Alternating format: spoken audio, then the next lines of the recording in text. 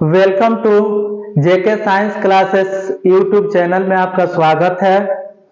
और इसके पिछले वीडियो में हम लोगों ने एक्सरसाइज 1.1 का पहला नंबर क्वेश्चन पढ़ा था।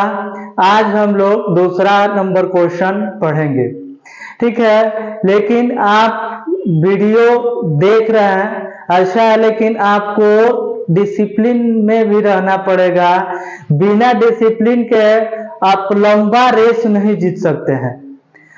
और डिसिप्लिन होगा आपको तो आपको वह फ्रीडम मतलब फ्रीडम कम कर देगा। अब फ्रीडम कम कर देगा तबे आप अच्छा दिशा में जा सकते हैं। जैसे कोई वृक्ष होता है और वृक्ष 1 साल 2 साल के बाद हम लोग देखते हैं कि बहुत सारे टहनी, कोई इधर कोई इधर, कोई मतलब 5-10 गो टहनी उसमें क्या निकल जाता है। लेकिन 1 साल 2 साल के बाद वो सारे टहनी को क्या करते हैं, काटते हैं और उसका मात्र एक ही जो उसका शीर्ष होता है छोड़ते हैं। उसी प्रकार से आपको डिसिप्लिन में अगर नहीं रहते हैं तो आप अपने लाइफ को सक्सेस नहीं बना सकते हैं। तो सक्सेस बनाने के लिए आपको डिसिप्लिन में रहना एकदम जरूरी है। इसी के साथ हम लोग ये क्वेश्चन देखेंगे। 2 नंबर क्वेश्चन, दर्शाइए कि कोई भी धनात्मक विषम पूर्णांक 6q+1 या 6q+3 या 6q+5 के रूप का होता है, जहां q कोई पूर्णांक है। ये क्वेश्चन हो गया। अब इसमें देखना है कि यदि मान लेते हैं यहाँ पे कोई संख्या हो जाए, जैसे 33 हो जाए, हमको 5 से भाग देना है, तो 5 6 30। अब यहाँ पे ध्यान देना है कि a बराबर bq+r होता है।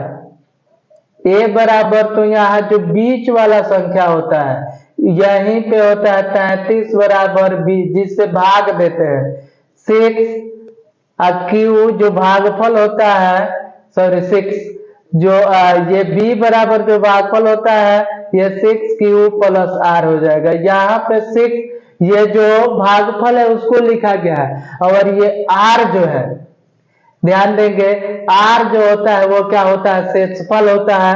और वो हमेशा जिससे भाग दिया जाता है उसके, यानी उससे जहां कह सकते हैं कि उससे जिससे भाग दिया जाता है उससे छोटा, 0 के बराबर और 0 से बड़ा यहाँ पे लिखा गया है उसका शर्त। 0 से r का मान जो होता है 0 के बराबर और 0 से बड़ा, लेकिन जिससे भाग दिया जाता है, इसमें 6 से भाग दिया जाएगा।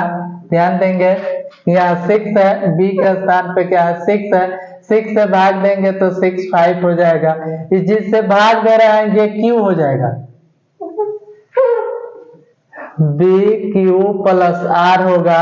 तो यहाँ b के स्थान पे जिससे भाग दे रहे हैं ये 5 हो गया। 6 × 5 + 3, तो जोड़ेंगे 6 5 30 3 33 के बराबर, भाज्य के बराबर आ जाएगा। तो यहाँ पे हम लोग को बस यही ध्यान देना है कि जो भाग दे रहे हैं ये क्या है, 6 है, और यहाँ q लिखा गया है। यहाँ माना कि a कोई धनात्मक विषम पूर्णांक है और b बराबर 6, यानी जिससे भाग दिए हैं उसको क्या मान लिया है, 6 दे दिया है। संख्या के रूप 6q+1 है, संख्या है, क्योंकि दी गई संख्या का रूप इतना है। यूक्लिड विभाजन प्रमेयिका से हम जानते हैं कि a बराबर bq+r होता है, r होता है। तो यहाँ पे b के स्थान पे 6 है, यहाँ लिखा भी गया है +r, जहाँ q कोई और ऋणात्मक पूर्णांक है और 0, r जो है 0 से क्या होगा, 0 के बराबर और 0 से बड़ा होगा, लेकिन b से क्या, 6 से क्या होगा, छोटा होगा। जब 6 से छोटा होगा तो r का संभावित मान 0 1 2 3 4 5 6 से छोटा है, तो 6 से छोटा यहाँ मान रखा गया है। अब इसमें जब r बराबर पहला मान रखे 0 रखेंगे तो a बराबर 6 के हो, 1 रखेंगे तो 6 क्यूब + 1 यानी r के स्थान पे ये जो लिखा गया है इसके स्थान पे हम लोग मान रखते जाएंगे, इस रूप में हमको क्या होते जाएगा, प्राप्त होते जाएगा।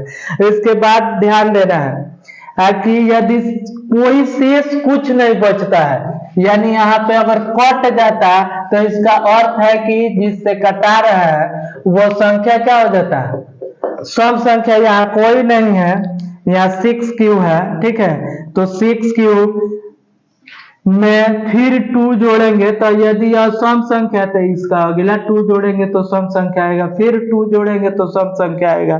तो लेकिन यहाँ लिखा गया 6 क्यूब + 2 6 क्यूब + 4 सम संख्या है, लेकिन a एक विषम संख्या माना गया है। यहाँ देखेंगे कि a कोई धनात्मक विषम पूर्णांक माना गया है, अतः a का मान इतना इतना इतना संभव नहीं है। मीन्स ये जो मान है ये और ये तीनों मान जो है यानी नहीं हो सकता है, a का मान नहीं हो सकता है। तो a का मान नहीं हो सकता है तो किसका मान हो, तो संभव नहीं है। इसलिए यहाँ लिखेंगे a = 6 क्यूब + 1। इसको छोड़ के कौन कौन बच रहा है, ये बच रहा है, ये बच रहा है, 1 ये बच रहा है। तीनों जो होगा 6 क्यूब + 1 या 6 क्यूब + 3 या 6 क्यूब + 5 ये क्या है, संभव है। इस प्रकार से क्या हो गया, यह सिद्ध हो गया कि क्या है, यह विषम मतलब a बराबर ये जो है क्या है, विषम पूर्णांक इतना इतना के रूप का होगा। ये आपको स्पष्ट हो गया। इसके बाद में क्वेश्चन इसी प्रकार से है, बुक है आपका। इसके बाद क्वेश्चन है, किसी परेड में 666 सदस्यों वाली एक सेना की टुकड़ी को 32 सदस्यों वाले आर्मी बैंड के पीछे मार्च करना है। दोनों समूहों को समान संख्या वाले स्तंभों में मार्च कराना है। उन स्तंभों की अधिकतम संख्या क्या है जिसमें वे मार्च कर सकते हैं। इसका आपको क्या निकालना है, HCF निकालना है। HCF आपको बताया गया, यहाँ पे नियम नहीं रखा है कि किस नियम से बनाना है। तो अभाज्य गुणनखंड विधि से भी बना सकते हैं, और भी विधि है आपको भाग विधि से भी बना सकते हैं। तो आप बना लेंगे इसको आगे। फिर अगला एक्सरसाइज देखते हैं हम लोग। कह निम्नलिखित संख्याओं को अभाज्य गुणनखंड के गुणनफल के रूप में व्यक्त कीजिए। ठीक है, इससे पहले आप लोग यहाँ पे इसको लिख लेंगे लिखने के क्रम में। ठीक है, एक्सरसाइज 1.2 का पहला नंबर क्वेश्चन है, निम्नलिखित संख्याओं को अभाज्य गुणनखंडों के गुणनफल के रूप में व्यक्त करना है। अब ये जो संख्या दिया हुआ है 5 गो क्वेश्चन है, इसमें आपको क्या करना है, अभाज्य गुणनखंड करना है। तो इसमें से किसी भी संख्या को हम लोग क्या कर सकते हैं, 2 नंबर बना रहे हैं 156 को क्या करना है, अभाज्य गुणनखंड करना है। यानी उस संख्या से घटाना है जो अभाज्य संख्या के गुणनफल के रूप में व्यक्त करना है। तो अभाज्य संख्या से इसको घटाएंगे। तो अभाज्य संख्या 2 से शुरू होता है, तो देखेंगे कि 2 के यह टेबल में कटेगा कि नहीं। तो ये इकाई स्थान पर 6 है तो 2 से कट जाएगा। 2 7 14 2 8 16, फिर 2 से 2 3 6 2 9 18। अभी 2 से नहीं कटेगा, 3 से चेक करें, 3 एकम 3 3 9। यह क्या हो गया, 156 हो गया। 2 × 2 × 3 × 30। यह किस रूप में आपको विभक्त हो गया, अभाज्य गुणनखंडों के गुणनफल के रूप में यह क्या हो गया, व्यक्त हो गया। इसी प्रकार से और भी ये है, इसको बना लेंगे। ये आसान है, आपको अभाज्य संख्या बताए थे उसमें आपको ये अभाज्य गुणनफल करने के लिए बताए थे। तो और सब क्वेश्चन आप लोग कर लेंगे। फिर नेक्स्ट क्वेश्चन हम लोग देखेंगे। इसके बाद एक्सरसाइज 1.2 का 2 नंबर क्वेश्चन है, पूर्णांकों के निम्नलिखित युग्मों के HCF और LCM ज्ञात कीजिए तथा इसकी जांच कीजिए कि 2 संख्याओं का गुणनफल। Equal to HCF into LCM है। अब इसमें से आप कोई 1 नंबर क्वेश्चन, 2 नंबर, ये 3 नंबर, इसमें से कोई एक बना देंगे तो और क्वेश्चन आप लोग बना लेंगे। 2 नंबर हम बना रहे हैं कि 2 नंबर क्वेश्चन, 2 नंबर क्वेश्चन है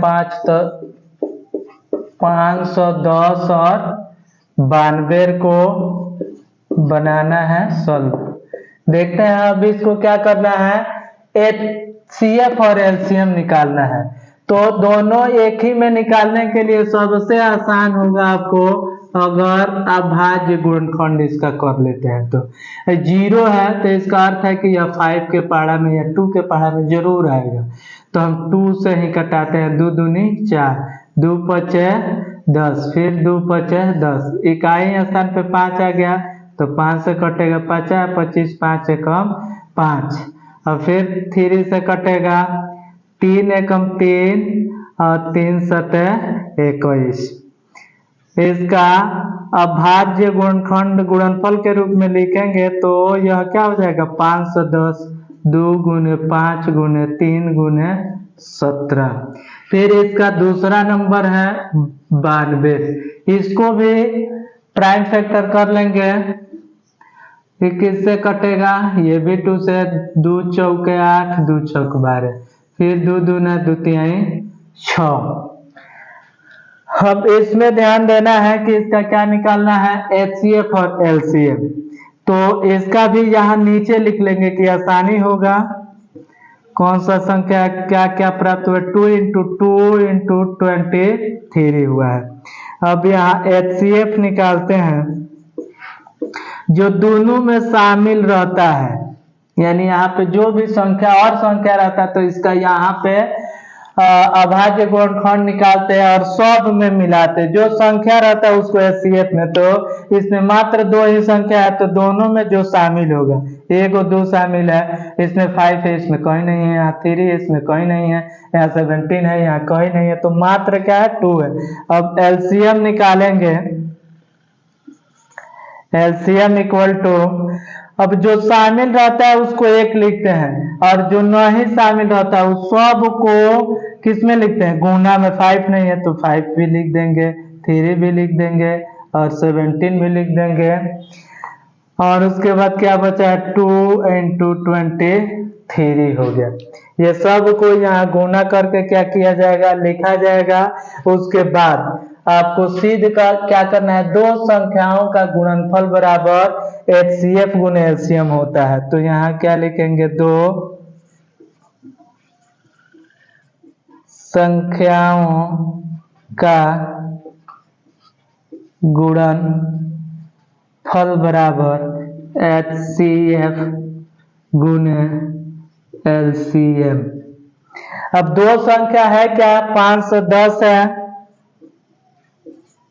गुने 92 है, इक्वल टू HCF का मान कितना है, 2 है, और इसको गुना करेंगे तो ये कितना होगा, 2 पचे 10, 10 दूनी 20, 20 तिहाई 60, 60 हो गया, 0 हो गया तो सिर्फ 6, तो 17 छक्के 102 में 23 से गुना कर देंगे, आपको 0 हो जाएगा, 0 3 2 0 2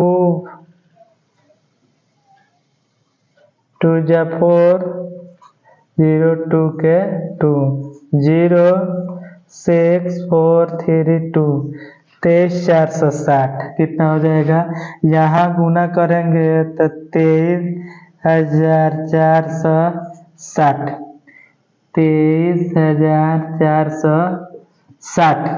अब क्या करना है, इसको गुना करना है और इसको गुना करना है।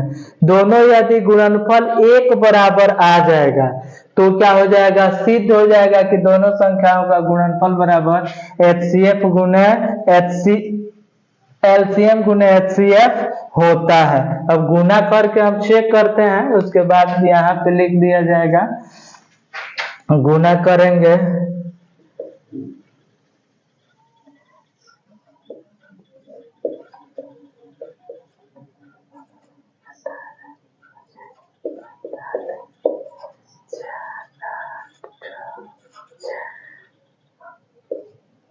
इसका गुणनफल इस साइड वाला गुणनफल आया है 46,840। दूसरा साइड वाला देखेंगे 23,000। अब इसमें 2 से गुना करना है तो 0 से क्या हो जाएगा, 0 हो जाएगा। 6 दूनी 12 के 2, 6 दूनी 12 के 2, कहीं गलती हो रहा है 2। अब इसमें गुना करेंगे 510 में 92 से, तो इतना आएगा, इसको लिखा गया है। फिर उसके बाद इस 46,460 में 2 से गुना करेंगे, सॉरी 23,460 में तो 46,920, ये इक्वल आ गया।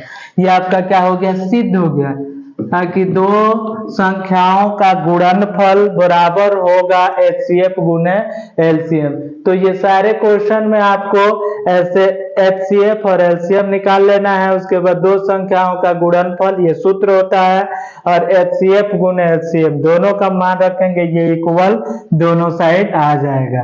ठीक है, इस प्रकार से आगे नेक्स्ट वीडियो में मिलेंगे। तो आपको ध्यान जरूर रखना है अपने लाइफ के लिए कि लाइफ में हर चीज पढ़ाई है, जो अपना है वो सिर्फ पढ़ाई है। पढ़ाई के अलावा आपको दूसरा कोई भी चीज नहीं है।